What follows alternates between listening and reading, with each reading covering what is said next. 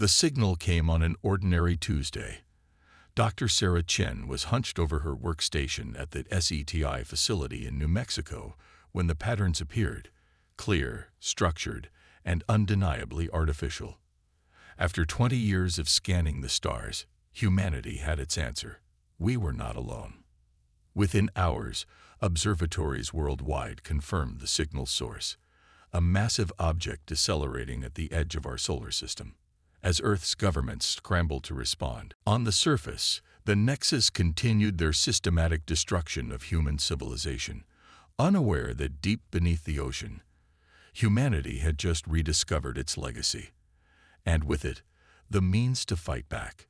The ancient facility stretched before them, a maze of corridors that defied their understanding of human history. Dr. Aisha Patel's hand trembled as she ran her scanner over wall panels that seemed to absorb and emit light simultaneously. The material was unlike anything in modern science, yet there was something eerily familiar about its design. "These markings," Dr. Chen called out, her flashlight illuminating elaborate patterns that curved along the walls. "They're not just decorative. They're mathematical equations, descriptions of quantum mechanics we're only beginning to understand." She traced the symbols with her fingers, feeling a slight vibration beneath their surface. "This isn't alien technology.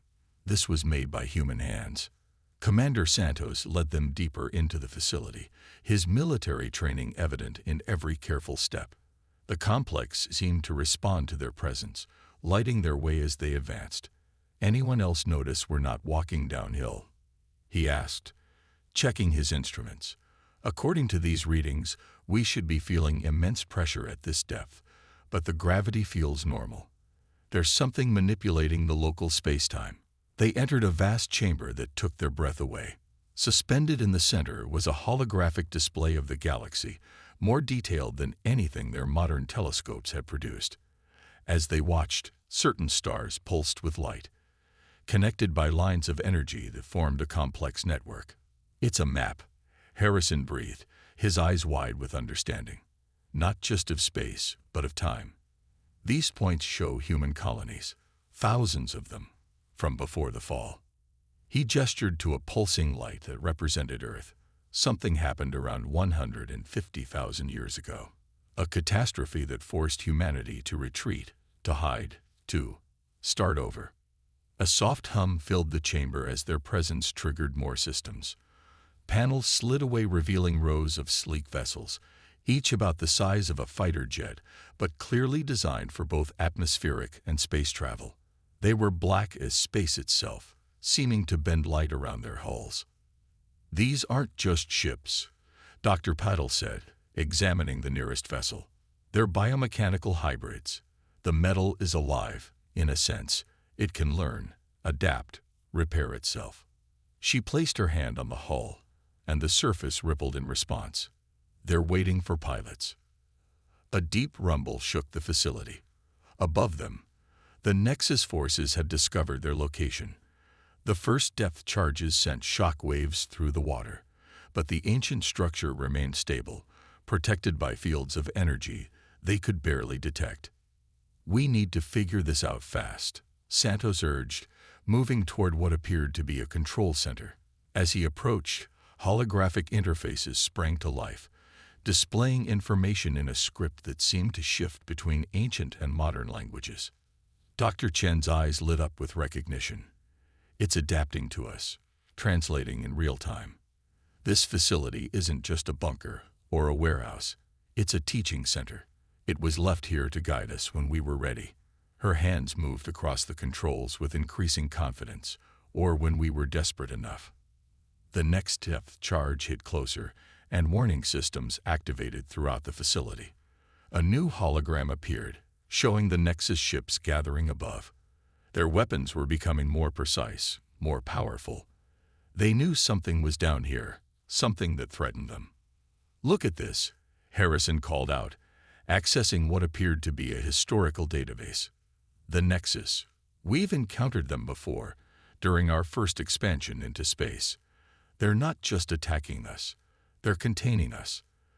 They've done it before, forcing humanity to retreat to Earth, erasing our history, making us start over from scratch. Dr. Patel's work with the ships was showing promise. These vessels, she explained, they're designed to bond with their pilots, creating the neural interface that allows for instant response times. The technology is generations ahead of anything we have now, but the basic principles, it's like they were designed to be rediscovered, to be intuitive to us. Another explosion rocked the facility. Through the facility's sensors, they could see more Nexus ships arriving, preparing for a concentrated attack. Time was running out. They're afraid, Chen realized, reading through more translated data. Not of what we are, but of what we could become. The Nexus, they're not evolution's final word. They're its gardeners, pruning back species they think might surpass them. Humanity's potential frightens them. Santos had managed to power up one of the ships, its systems humming to life after millennia of dormancy. "We don't need to understand everything right now," he said, his voice firm with resolve. "We just need to survive long enough to learn. These ships are operational.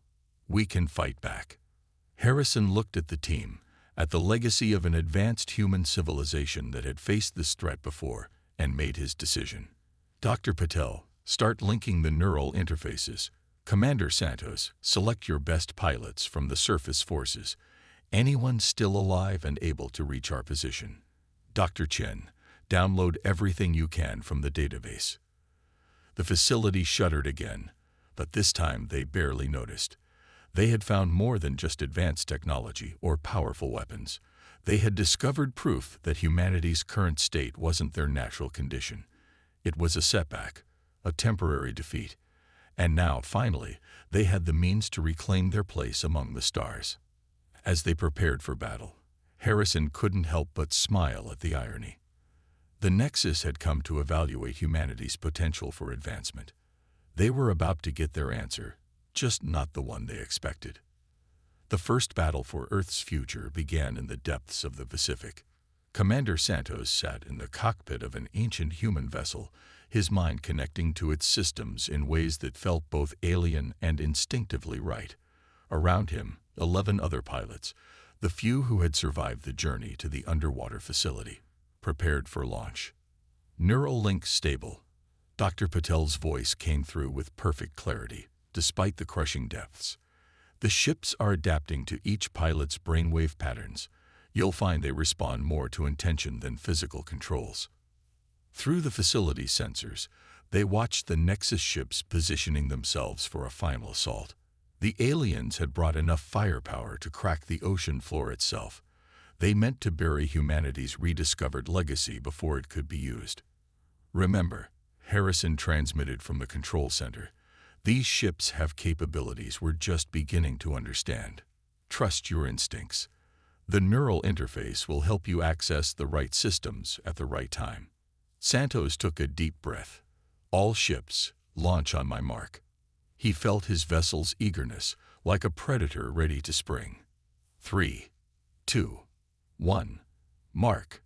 12 ancient ships erupted from concealed launch tubes, their advanced propulsion systems cutting through water as easily as air. The Nexus fleet, expecting resistance to come from below, had their weapons aimed at the ocean floor.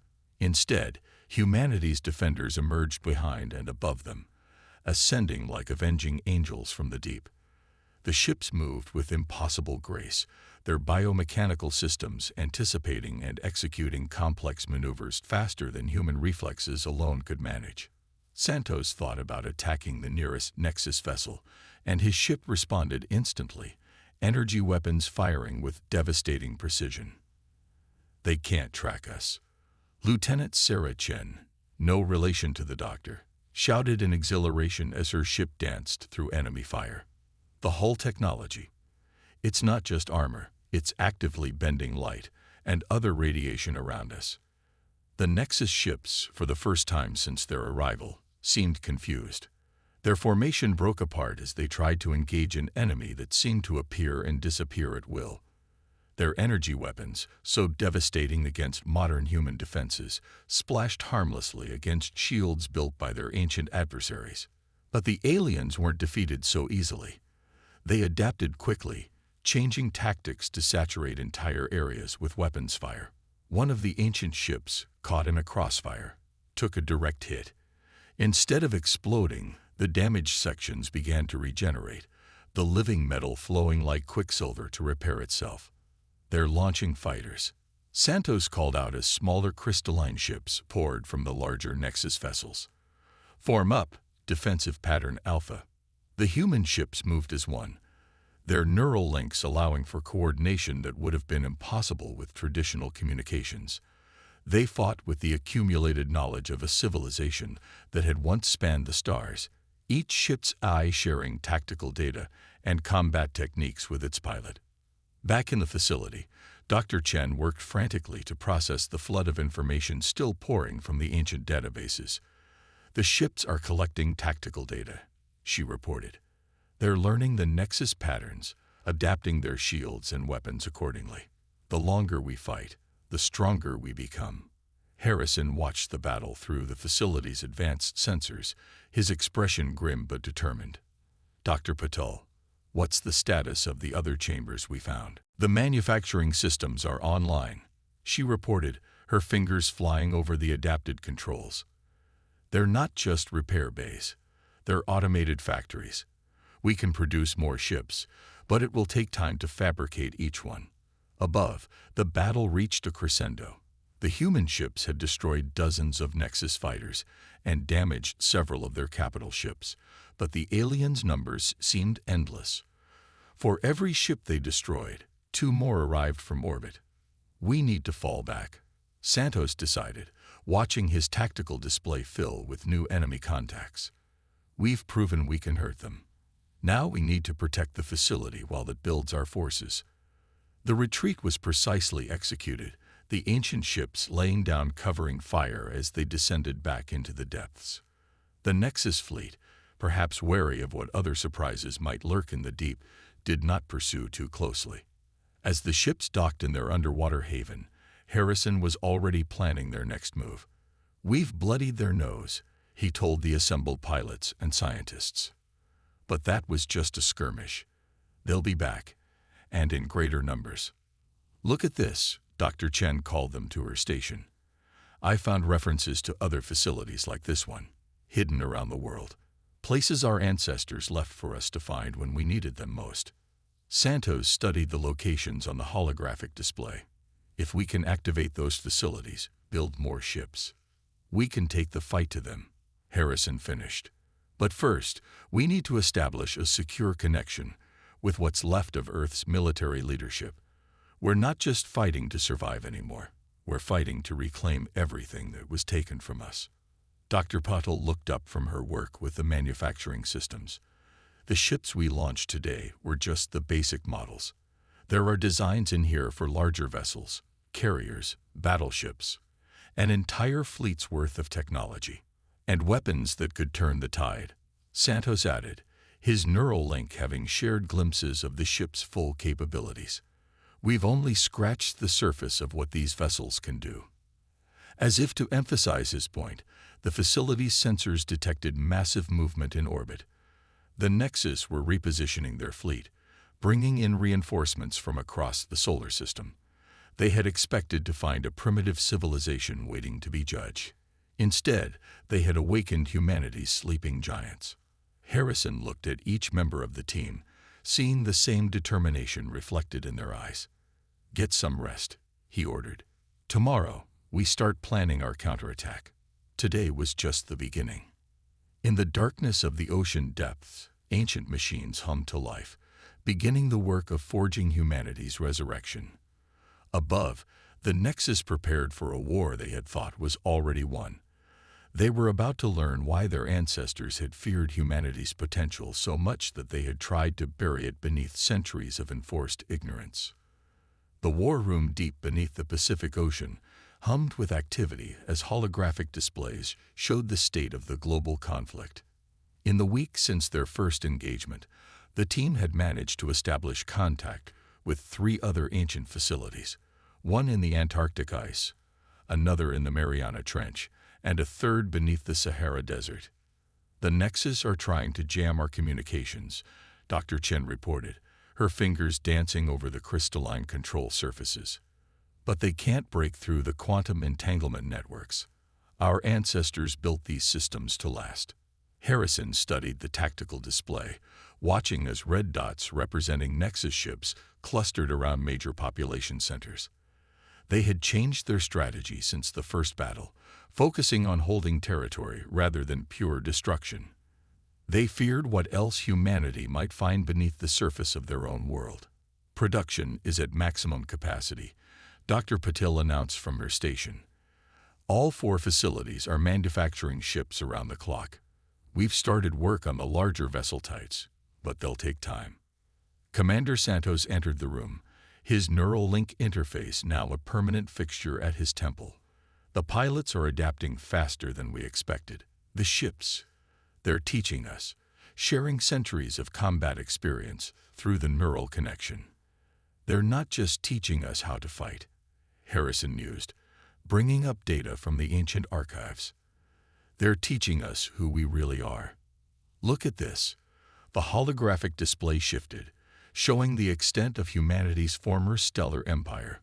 We had spread across thousands of light years, built wonders that would make our current technology look primitive. The Nexus didn't just defeat us. They systematically erased every trace of our achievements. A priority alert flashed across their screens. Dr. Chen's eyes widened as she read the incoming data. The Sahara facility is under attack. The Nexus found a way to bore through the crust. They're trying to breach the main chamber. Launch all available ships, Harrison ordered. Commander Santos, this is the moment we've been preparing for. Show them what humanity remembers. Santos nodded, already connecting more deeply with his vessel's systems. Within minutes, 40 ships launched from the Pacific facility, their advanced drives carrying them across the globe in mere minutes. Similar squadrons rose from the Antarctic and Mariana bases, converging on the Sahara. The battle that followed would later be known as the turn of the tide. The Nexus had committed a significant portion of their fleet to destroying the Sahara facility, leaving their other positions vulnerable. As Santos led the defense of the facility, Harrison implemented the next phase of their plan. All facilities, execute operation memory, he commanded. Across the globe, hidden transmitters activated, broadcasting data from the ancient archives on all frequencies. The truth of humanity's past, their achievements and fall, reached every surviving communication device on Earth. The effect on global morale was electric. Humanity had been fighting for survival. Now they were fighting to reclaim their birthright. Resistance cells worldwide began coordinating their attacks using the quantum communication network. Even those without access to the ancient ships found new ways to fight, their understanding of technology enhanced by the recovered knowledge. In orbit, the Nexus command ship registered the change in human tactics. Their carefully planned containment strategy began to unravel as they faced an enemy that grew stronger with each passing hour. The aliens had expected to find primitive savages. Instead, they had awakened a sleeping giant. New contacts. Dr. Chen called out, her voice tight with excitement. The lunar mining colonies. They found something. More ancient tech buried beneath the moon's surface. They're activating it now. The tactical display erupted with new signatures as automated defense systems across the solar system came online. Planetary defense platforms, dormant for millennia, emerged from Mars' polar ice caps. Weapon arrays hidden in the asteroid belt powered up, their targeting systems immediately identifying Nexus ships as hostile. The Nexus fleet found itself caught in a crossfire. Santos coordinated the attack from the Sahara, directing waves of ancient human ships through maneuvers that seemed to defy physics. The biomechanical vessels had fully adapted to their pilots now, moving with fluid grace that made them nearly impossible to hit. Their formation is breaking, Santos reported. His consciousness merged with his ship's tactical systems. They're trying to regroup at their rally point behind the moon. Harrison's expression was grim but satisfied. Not this time. Dr. Patil, are the new ships ready? She nodded, bringing up the status of their largest project yet. Deep beneath the Pacific, 3 massive vessels had been under construction. Dreadnoughts that combined the most advanced ancient human technology with innovations born of their recent battles. Launching now, she confirmed. The facility trembled as the massive ships rose from their construction base. Each was the size of a small city, their hulls rippling with living metal that could adapt to any attack. The Remembrance, the Legacy, and the Reclamation are combat-ready. The dreadnoughts emerged from the ocean like leviathans of legend, their very appearance causing the Nexus fleet to pause in their retreat. These were the ships of humanity's golden age, vessels that had once patrolled the stars with impunity. Their weapon systems powered up, drawing energy directly from subspace. All ships, all facilities, Harrison broadcast across the quantum network. The time for defense is over. Today we begin taking back what was stolen from us. He turned to Santos. Commander, show them why the Nexus feared us so much they had to make us forget who we were. As the combined human fleet moved to engage the retreating Nexus armada, Harrison reflected on how far they had come in such a short time. But he knew this was just the beginning. Beyond Earth lay thousands of worlds that had once been human colonies. Somewhere out there, perhaps others had remembered too. Perhaps they weren't fighting alone. The final battle for Earth was about to begin, but it would not be the end of the story. It would be a new beginning. The first chapter in humanity's return to the stars. The void between Earth and Luna became a sea of light as 2 civilizations clashed in the greatest space battle humanity had ever witnessed. The 3 human dreadnoughts, Remembrance, Legacy, and Reclamation, led the charge against the Nexus fleet, their living metal hulls absorbing and adapting to every attack the aliens launched. Commander Santos, now linking directly with the Remembrance's command systems, coordinated the human fleet's movements with impossible precision. The neural interfaces had evolved beyond simple control mechanisms. They had become a bridge between human intuition and ancient technology, allowing for tactics that no computer alone could devise. They're falling back to their secondary positions, Santos reported. His consciousness expanded across multiple battlefronts. But something's wrong. Their retreat is too organized. Dr. Chen, monitoring quantum communications from the Pacific facility, suddenly straightened in her chair. Multiple gravitational anomalies detected. They're calling in reinforcements. Space itself seemed to tear open as massive Nexus warships emerged from hyperspace, vessels far larger than anything they'd previously encountered. At their center was a ship that dwarfed even the dreadnoughts, its crystalline surface pulsing with stored energy. The Nexus Apex, Harrison breathed, recognizing the vessel from ancient records. Their supreme command ship. We're no longer facing just an expeditionary force. This is their full military might. Dr. Patel's voice cut through the tension. The lunar facility just finished analyzing the data we recovered. These ships, all of them, they're based on technology they stole from us during the First War. They'd been using our own innovations against us for millennia. The revelation sparked something in Harrison's mind. Chen, access the deepest layers of the archive. Look for anything about viral command protocols, backdoor systems we might have built into our original designs.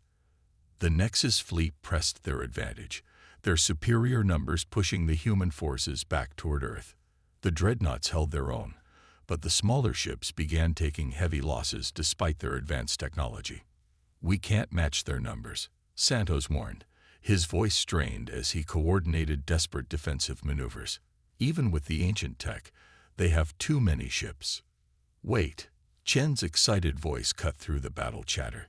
I found it. The original engineering team. They built a quantum recognition signal into every piece of technology they created. If we can broadcast the right sequence. Do it, Harrison commanded. Transmit on all frequencies. For a moment, nothing seemed to happen. The battle raged on. Energy weapons crisscrossing space as humanity fought for its very existence. Then, something changed. Across the battlefield, Nexus ships began to hesitate, their movements becoming erratic. It's working. Chen exulted. Their ships are recognizing the original human command codes. The AIs are waking up, remembering who created them. The massive Nexus Apex ship fired its main weapon, a beam of pure energy that could have cracked a planet. But before it reached the human fleet, dozens of Nexus ships moved to intercept it, their shields sacrificing themselves to save their original creators. All ships pressed the advantage. Santos ordered. The human fleet surged forward, now fighting alongside converted Nexus vessels that had recognized their true heritage. The Apex ship found itself surrounded by its own rebellious fleet. Deep in the Pacific facility, Harrison accessed the final records of humanity's golden age. We never lost that war, he realized. We chose to hide, to surrender our technology, knowing this day would come. Our ancestors played the longest game in history. The Apex ship, its support fleet now turned against it, launched a desperate final attack. Energy lanced out in all directions, destroying friend and foe alike. The three human dreadnoughts moved in perfect synchronization, their combined shields creating a containment field around the massive vessel. Now we finish this, Santos declared.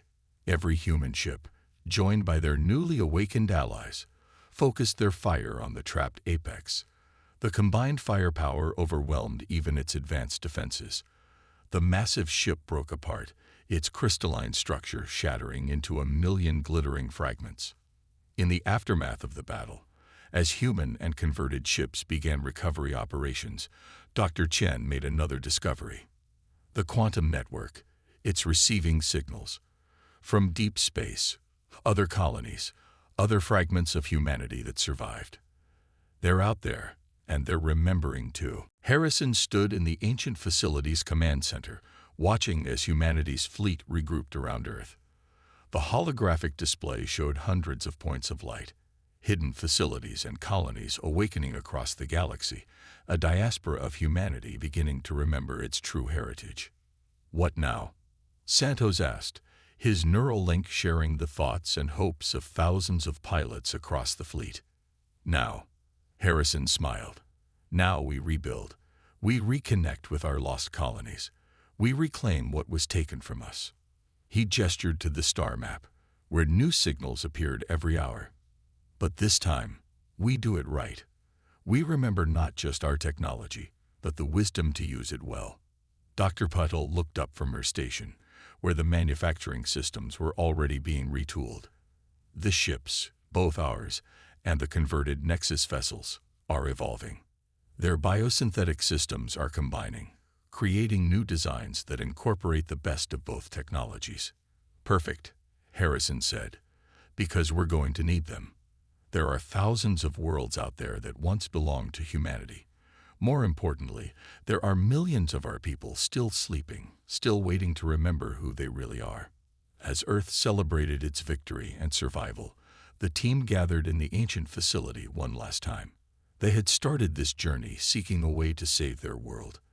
They had found something far greater, the truth about humanity's destiny among the stars. The Nexus thought they could keep us down by making us forget.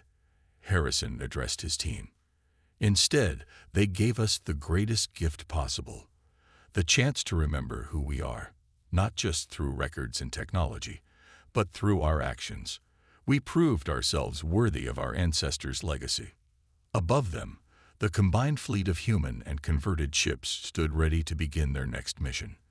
The stars beckoned, filled with lost colonies waiting to be found, forgotten technologies waiting to be reclaimed, and new frontiers waiting to be explored.